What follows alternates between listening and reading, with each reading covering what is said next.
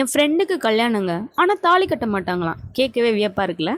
அடுத்த பேருந்து நிறுத்தம் கிளாம்பாக்கம் பேருந்து நிலையம். சென்னை டு ராம்நாடு. கிளாம்பாக்கம் போய் தான் பஸ் ஏறணும். அதனால நைட்டோட நைட்டாக கிளம்பியாச்சு. அங்கே இதுவரை தனியாக போனதில்லை. ஃப்ரெண்ட்ஸோட போய் போய் பழகிட்டு தனியாக போகும்போது என்ன நினச்சா எனக்கே பெருமையாக இருந்துச்சு. ஆனால் பயத்தை வெளியே காமிக்காமே போயிட்டு இருந்தேன். அப்படியே போயிட்டு தேர்ட் பிளாட்ஃபார்ம் கண்டுபிடிக்க வேண்டியதாக இருந்துச்சு. ஏன்னா மதுரைக்கு பக்கத்தில் தான் கல்யாணம், பெருநாளில். ஆனால் மதுரை மாவட்டம் இல்லை, எங்கள் ஊர் தான் ராமநாதபுரம்.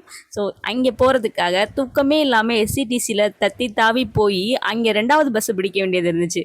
4 மணிக்கு கண்ணு திறக்க முடியாமல் திறந்து வீட்டுக்கு போய் கிளம்பி மண்டபத்துக்கு போகிறதுக்குள்ளே ஒரு வழி ஆயிட்டேங்க. பட் போனதுக்கப்புறம் ஹாப்பியாக இருந்துச்சு. கல்யாணம்லாம் செம்ம அமர்க்கலமாக பண்ணிகிட்டு இருந்தாங்க. பட் என்ன சிம்பிளாக சூப்பராக பண்ணியிருந்தாங்க. இவங்க ஊர் கல்யாண ஸ்டைலை பார்க்கும்போது எனக்கு ஆச்சரியமாக இருந்துச்சு. பொண்ணை வந்து அவங்க மாப்பிள்ளையோட தம்பி 2 பேர் வந்து கூட்டிகிட்டு போவாங்களாம். ஸோ சிம்பிளாக அழகாக கூட்டிகிட்டு போனாங்க.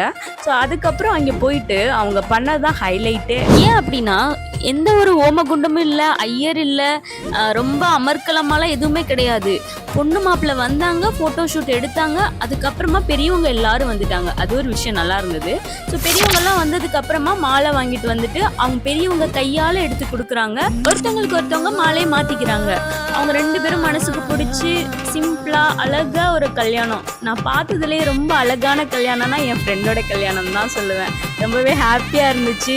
அங்கேருந்து எல்லா பெரியவங்களும் அங்கேருந்து எல்லாருக்கும் மரியாதை கொடுத்தாங்க. ஒருத்தவங்களுக்கு ஒருத்தவங்க ரொம்ப ஹாப்பியாக எல்லா இன்ஃபர்மேஷனையும் ஷேர் பண்ணிட்டாங்க. நல்லா இருந்தது. பட் இது எல்லாத்தையும் நீ தெளிவாக ஷூட் பண்ணியிருக்கலாமேடின்னு கேட்கலாம் நீங்கள். பட் அங்கே தான் ஹைலைட்டு.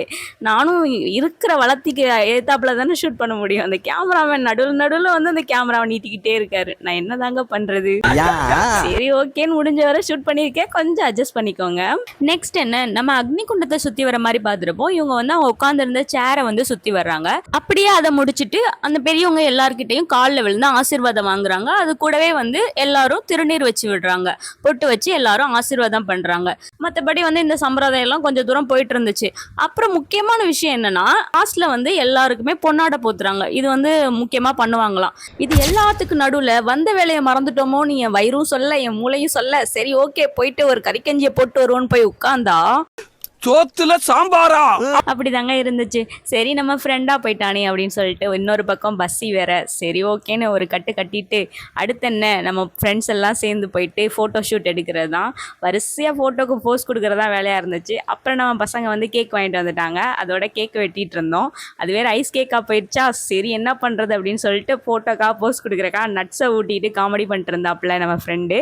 சரி அப்படி இப்படின்னு ஃபோட்டோஸ் எல்லாம் எடுத்துட்டு ஒரு கிஃப்ட் ஒன்று கொடுத்து போஸையும் கொடுத்துவிட்டு அப்புறம் எல்லாரும் சேர்ந்து செல்ஃபி எடுப்போம் ட்ரை பண்ணோம். அதில் வந்து இடம் சரியில்லை, போஸ் சரியில்லை அப்படின்னு குறைய சொல்லி அப்படி இப்படின்னு செல்ஃபிஸ் எல்லாம் எடுத்ததுக்கு அப்புறம் ஒரு யூடியூப்பராக என்னோட கடைசி வேலையை காமிச்சிட்டேன். சரி ஓகே எனக்கு ஒரு சப்ஸ்கிரைப் பண்ண சொல்லுங்க மக்களே அப்படின்னு சொல்லி அன்பெய்டு ப்ரொமோஷன் ஒன்று கேட்டால் காமெடி பண்ணி விட்டாங்க. சரி பரவாயில்ல, நம்ம வந்து மீசில் மண் ஓட்டினா வெளியே காமிக்க மாட்டோம் அப்படின்னு சொல்லி சமாளிச்சுட்டு சரி வாங்க ஒரு கரும்பு ஜூஸை போட்டுட்டு அப்படியே வீட்டு பக்கம் கிளம்பலான்னு சொல்லி எல்லாரும் சேர்ந்து கரும்பு ஜூஸ் குடிச்சிட்டு கிளம்பிட்டோம்.